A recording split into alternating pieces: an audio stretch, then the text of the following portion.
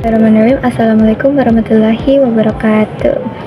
Before we get started, I would like to introduce myself. My name is Nurul Azifah Karamah and my student ID number is 204001240007. And I made this video formally to complete the segment of Introduction of Linguistics with the theme Morphology Understanding.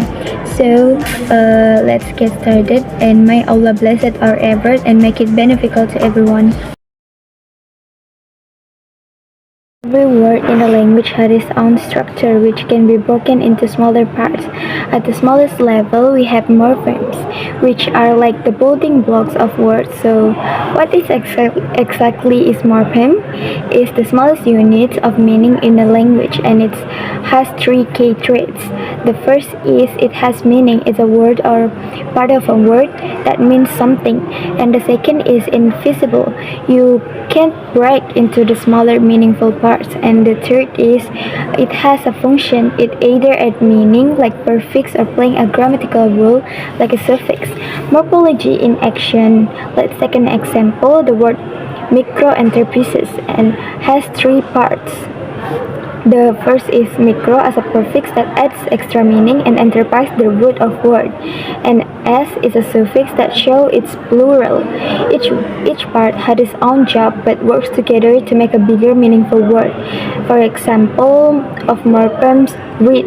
It has two morphemes. Read as the root, which is a verb, and s is a suffix.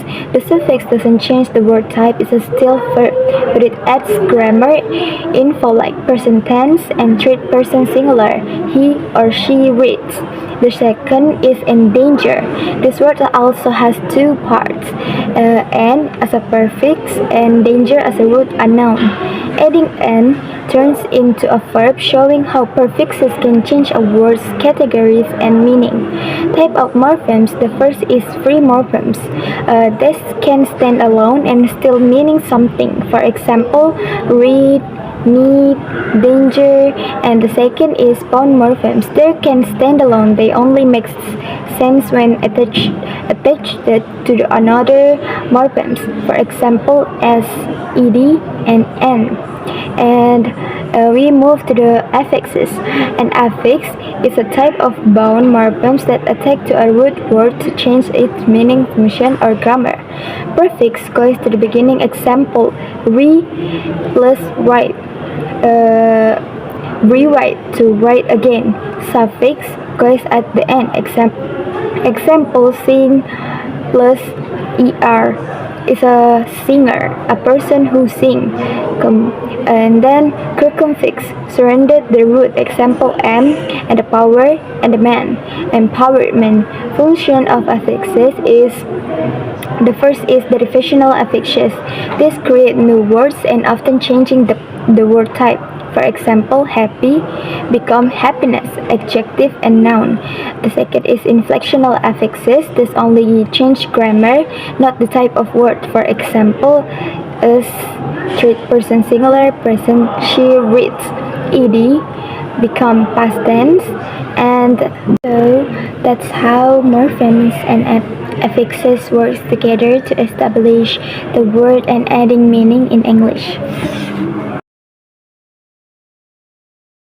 Agree with the statement. Morphemes can serve both syntactical and grammatical function by ensuring words are structurally and grammatically accurate in a sentence.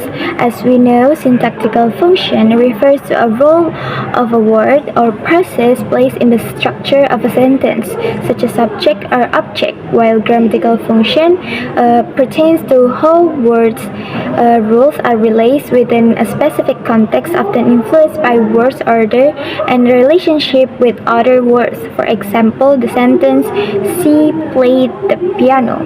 Syntactical function, the morphemes ed on the play ensure that verb fits into the sentence as a part of past tense construction, and their grammatical function is ed indicates that the action happened in the past.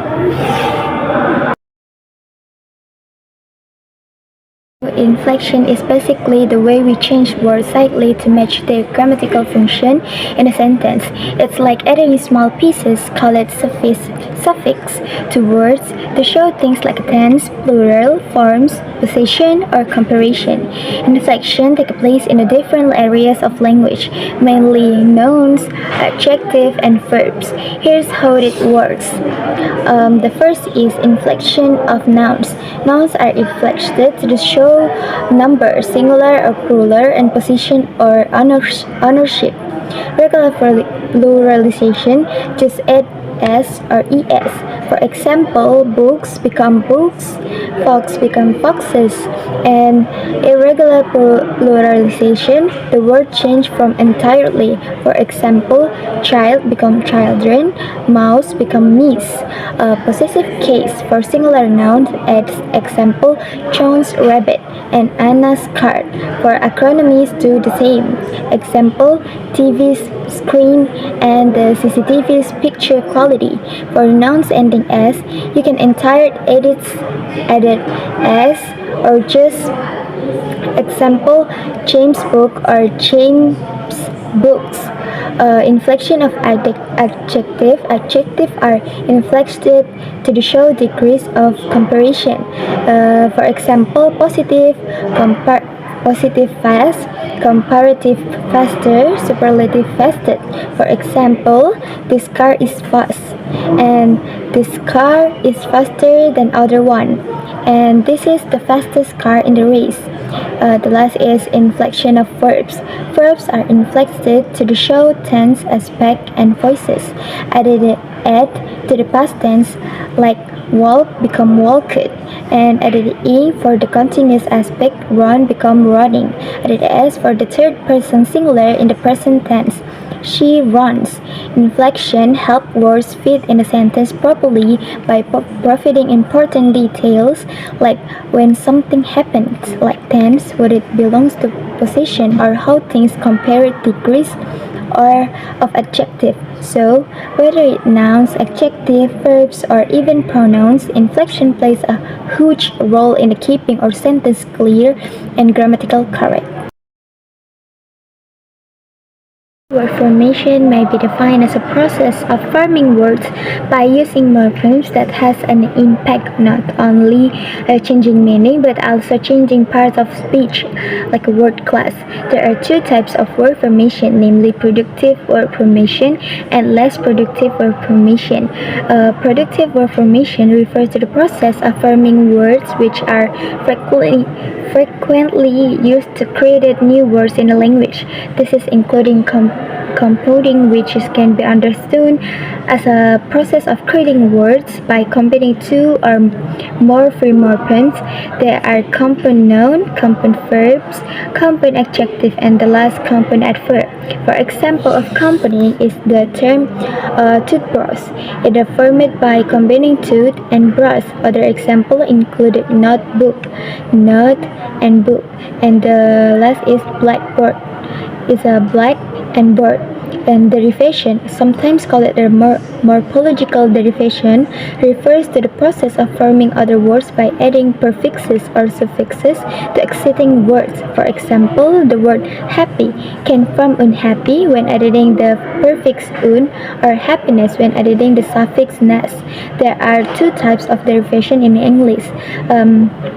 Class changing derivation and class maintaining derivation. The first is class changing derivation. This type of derivation changes both the meaning and the grammatical classes or word type of a word. For example, the verb play become the noun player when adding the suffix er. Here is the grammatical class changing from a verb to a noun. The second is class maintaining derivation. This type of derivation does not change the grammatical class of a word but modifies its meaning. For example, the noun king becomes kingdom when adding the suffix dom. In the case, the word remains a noun but takes a new meaning. Okay, let's move to the less productive word formation. This refers to way of creating new words that aren't commonly used in English. Here's the main types. The first is coinage or neologism. Is when completely the new words are created, often because of technology or culture. These words don't follow rules and can be accidentally or intentional. For example, Google, originally a company name, now means to search online. And the word aspirin, it's a painkiller. Borrowing, and the second is borrowing, is when words are taken from other language and adapted into English. For example, kebab in Turkish and piano in Italian. And the third is blending, combined two words into one with a new meaning. For example, brunch from the words breakfast and lunch, and smoke from the words smoke and folk. And the fourth is clipping, shortening longer words by removing syllables. For example, back clipping, at ad from words advertisement, and the word for clipping, phone from the words telephone. And back formation, the fifth is back formation, creates a new word by removing a frill or assumed suffix. For example, edit came from editor. And the sixth is conversion, change a word's part of speech without altering its spelling or pronunciation. For example, email started a noun and become a verb to email. Acronyms, the last is acronyms, are made by taking the first letters of a process and forming a new word. For example, UNESCO from the sentence United Nation Educational, Science and Cultural Organization. These methods are less common but still important to creating new words in English. Yes, they do. I can understand the difference through productive processes are used frequently to create new words, while less productive ones are rare. And productive process can apply to the wide range of words, while less productive processes are more limited in scope. Also, productive word formation is more flexible and open, while less productive processes are more fixed. Productive word formation is dynamic and adaptable, while less productive word formation is limited and often confined to specific words or contents. Example for productive word formation is a blackboard and sunflower and snowman. Example for the less productive word formation is a radar.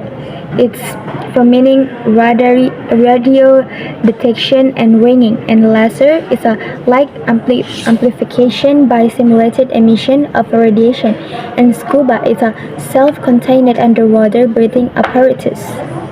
So that's all for my presentation today. I hope this explanation was clear and helpful. Thank you so much for watching, and if you have any question, feel free to ask. Have a great day. Wassalamualaikum warahmatullahi wabarakatuh.